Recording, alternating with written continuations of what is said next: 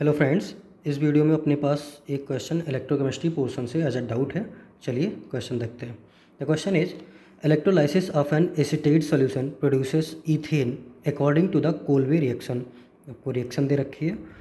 What volume of ethane is produced at 27 degree Celsius and 720 mmHg pressure if a current of 0.4 ampere were passed through the solution for 8 hours and the electrode reaction is 75% efficient.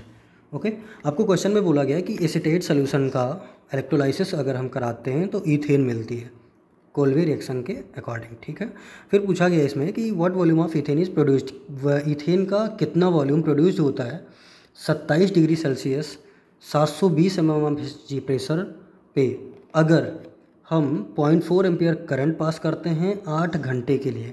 And साथ में बोला गया है कि आपका जो electrode की efficiency है, रिएक्शन की इफिशियंसी है, वो 75% है। तो ठीक है, तो सबसे पहले यहाँ पे एसीटेट सोल्यूशन की बात करें तो एसीटेट एस्टिक एसिड मीन्स आपके 2 कार्बन होंगे CH3COOH।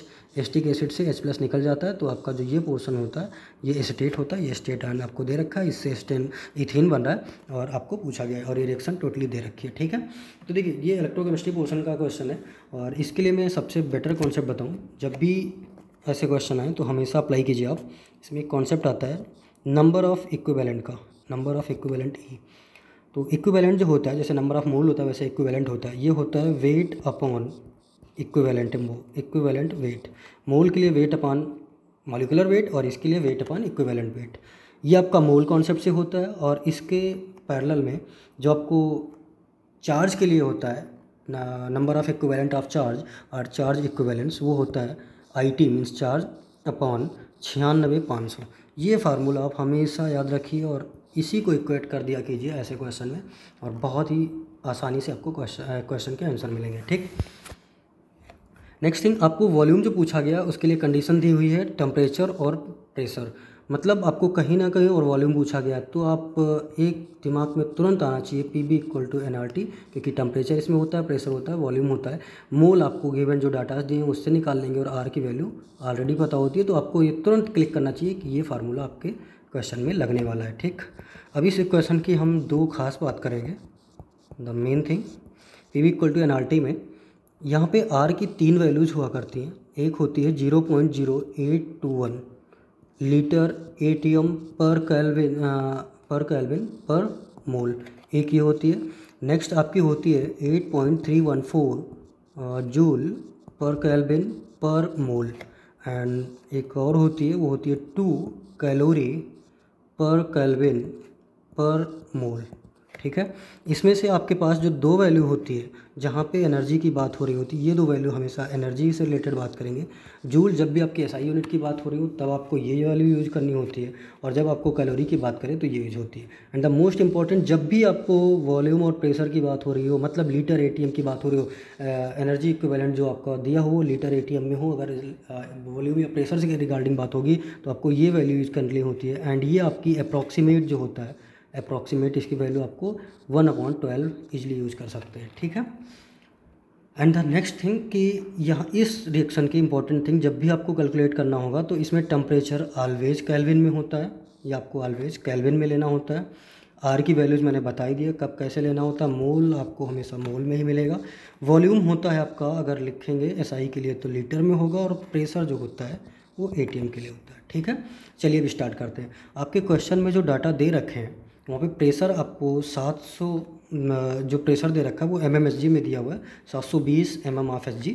और 1 ATM जो होता है वो 1 ATM में 720 mmHg होता है। मीन्स आपको जो प्रेशर की वैल्यू है वो 1 ATM है। तो PV = nRT में हम प्रेशर की जगह पे डायरेक्ट 1 लिख सकते हैं या कुछ भी नहीं लिखें, अंडरस्टूड होगा। P की जगह पे 1 हो गया। वॉल्यूम आपको फाइंड करना है, मोल आपको लिखना है। R की वैल्यू, हम यहाँ पे प्रेशर और वॉल्यूम की बात कर रहे हैं, मतलब आपको 1/12 लेके चलेंगे। और टेम्परेचर जो है आपके पास, टेम्परेचर 27 डिग्री सेल्सियस दे रखा है, मतलब आपको केल्विन में कन्वर्ट करेंगे तो 273 ऐड करने पे आपको 300 केल्विन टेम्परेचर होगा।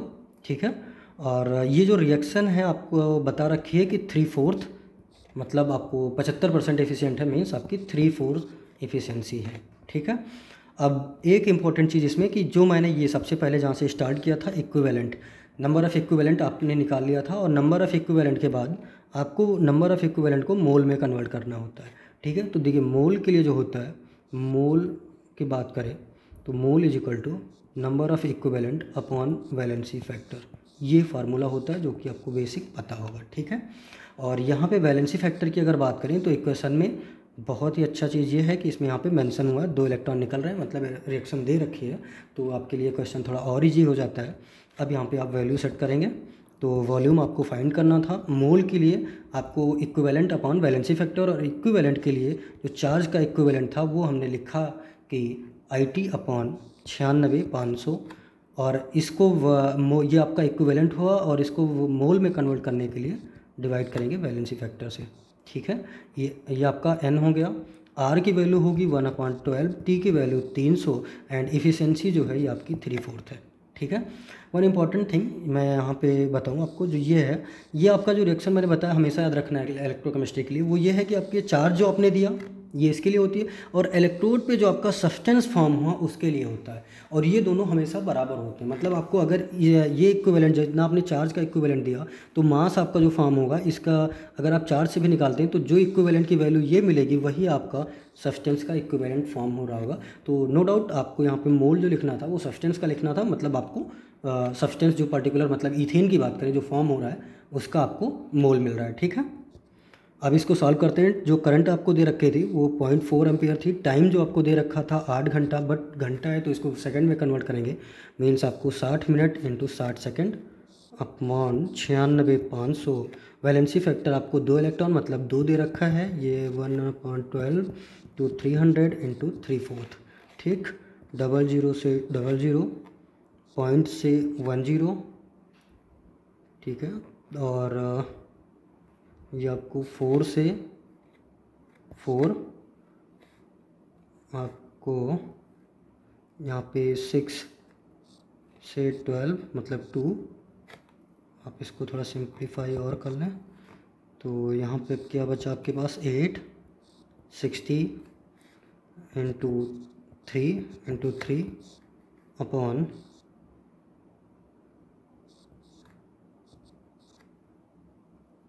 2 इंटू 2।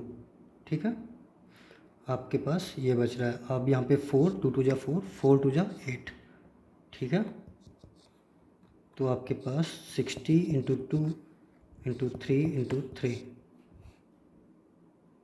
ठीक है, ओके, ये आपको 965, आपका ये 5 से कैंसिल कर लें तो 12 पंचे 60 मतलब 12, और 5 से कैंसिल करेंगे 5 एकम 5 और 4 46, 5 9 45, बचेंगे 1 और 5 3 15। ठीक है, इसको आप किससे कैंसिल करें, 3 से करते हैं। ठीक है, 3 से कैंसिल अगर करते हैं तो 3 6 16, 3 एकम 3 को 3 6 18 हो जाएगा, बचा 1 और ये 13 हो जाएंगे, मतलब 3 चौके 12, पॉइंट आपका 1 बच रहा है मतलब 3।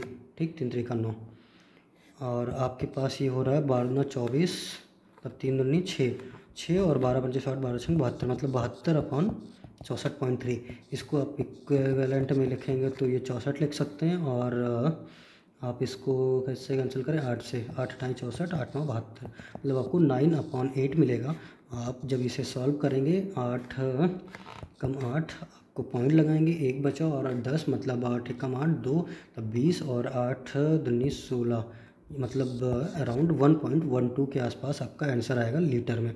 ठीक है, तो आपका 2 नहीं होगा, ये नहीं होगा, इन दोनों का ऑप्शन में आपको जाना है, और इसमें आपको 1.1 मतलब आपको जो सबसे पास का आंसर मिल रहा है वो ये है, क्योंकि आपको जो ये वैल्यूज होते हैं और ये पास के आंसर, ये भले ही देखने में ऑप्शन में आपको इतने करीब लग रहे हो, बट ये दोनों करीब लग रहे हैं, लेकिन जब आप सॉल्व करेंगे तो हमेशा जो आपका रिजल्ट आएगा वो 1.1 के फॉर्म में आएगा। तो 1.1 के फॉर्म में आपका जो थर्ड ऑप्शन है वो होगा, so the answer will be the third. Okay,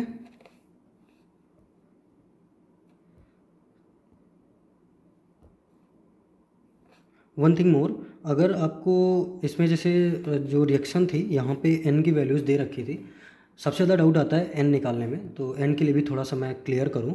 देखिए n जो होता है वैलेंसी फैक्टर, अगर वैलेंसी फैक्टर यहाँ पे दे रखा था, यहाँ पे आपको 2 एसीटेट आयन थे, और इससे आपका जो बन रहा था वो इथेन बन रहा था, और CO2 कोल्वे रिएक्शन होती है ना, तो C2H3 प्लस CO2 निकल रही थी, और यहाँ पे टोटल आपका 2 4 हैं, तो यहाँ पे भी 2 मोल निकल रहा होगा और ये 2 इलेक्ट्रॉन निकल रहा था। तो आपको 2 इलेक्ट्रॉन यहाँ पे दे रखा था, मतलब इस रिएक्शन में जो n होगा वो 2 होगा। बट हम देखते हैं कैसे होगा, इसको थोड़ा एक्सप्लेन करते हैं ताकि जिसको भी n निकालने में दिक्कत होती है वो भी क्लियर, यहीं पे कॉन्सेप्ट क्लियर हो जाएगा।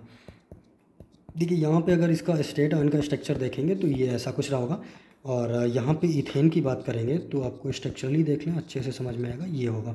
ठीक, मतलब यहाँ पे 6 हाइड्रोजन लगे होंगे साइड में, और यहाँ पे 3 हाइड्रोजन यहाँ पे मिथाइल ग्रुप पे एसीटेट में, और ऐसी कंडीशन रही होगी। तो इस कार्बन के लिए अगर ये देखें, ये कार्बन, ये और या फिर ये कार्बन, ये दोनों कार्बन आपस में आइडेंटिकल हैं, और ये भी आइडेंटिकल है। मतलब जो यहाँ पे वैलेंसी होगी वो यहीं पे मतलब इन तीनों का सेम होगा। तो आपको जो चेंजिंग हो रहा है वो इसमें, और यहाँ पे टोटल 4 कार्बन है, मतलब 2 मोल है, तो 2 कार्बन ये वाला है और 2 कार्बन ये वाला। तो आपके इस 2 कार्बन में कोई चेंज नहीं हो रहा है इसके ऑक्सीडेशन स्टेट में। आपके इस जो एसिडिक कार्बन है COOH, इसमें जो कार्बन पार्टिसिपेट कर रहा है यहाँ पे चेंज हो रहा है ऑक्सीडेशन स्टेट में। तो यहाँ पे देखें आपका ऑक्सीडेशन स्टेट क्या है, तो ये आपका ऑक्सीजन पे -2, मतलब इस साइड आपका +2 आना चाहिए, और यहाँ पे OH जो होता है, मतलब अगर यहाँ पे माइनस हटा दें, ये डायरेक्ट OH होता, तो OH के लिए यहाँ पे माइनस होता है इस तरफ, और इधर प्लस आता, मतलब ये +3 होता। तो इस कार्बन का जो ऑक्सीडेशन स्टेट है वो +3 है। ठीक है, यहाँ पे CO2 की बात करें तो ऑक्सीजन के लिए -2, मतलब 2 दूनी 4, और कार्बन का जो होगा वो +4 होगा। ठीक, यहाँ पे ऑक्सीडेशन हो रहा है, +3 से +4 में कार्बन जा रहा है, और टोटल कितने कार्बन की बात हो रही है, तो 2 कार्बन की। सो एक कार्बन के लिए आपका 1 होता, बट ओवरऑल रिएक्शन की अगर बात करें, क्योंकि इस रिएक्शन के लिए हमें डाटा कैलकुलेट करने हैं, तो रिएक्शन में 2 कार्बन है, इस वजह से जो आपका n का वैल्यू होगा वो 2 होगा। आप इस तरीके से, मतलब ये कॉन्सेप्ट होता है n निकालने का। ठीक है, आज के लिए बस इतना ही। Okay, thank you.